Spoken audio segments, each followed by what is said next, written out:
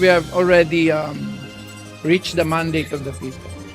So the Constitution should operate as provided.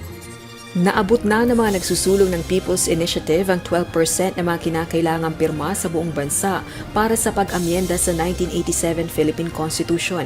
Inihayag ni Albay 2nd District Representative Joey Salceda na nakakuha na rin ng 3% na kailangang pirma sa bawat distrito. Kasunod na anya nito ang paghahain ng petisyon at pag-validate ng Commission on Elections sa mga isinumiting lagda. Ayon sa mambabatas, dapat nang pakinggan ng lahat kabilang na ng mga senador ang tinig ng taong bayan at hayaan ng COMELEC na i-verify ang mga pirma at iwasan ang mga pagdududa sa motibo ng proponents. Mandali naman po talagang mag-name calling, di ba? Pero yung 12.1% of the population that signed on, I think masyado naman mababaw tingin mo sa mga taong gano'n. Hindi mo basta-basta mapapapirma yun.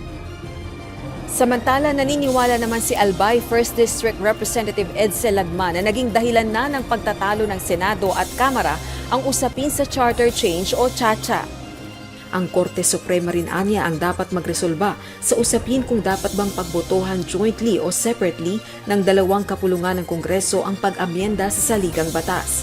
Giit nito, dapat mamagitan na si Pangulong Ferdinand Marcos Jr. upang makahanap ng solusyon at nang mapagtuunan na ng pansin ng Executive at Legislative Departments ang krisis sa ekonomiya, food security, inflation at iba pang suliraning kinakaharap ng bansa.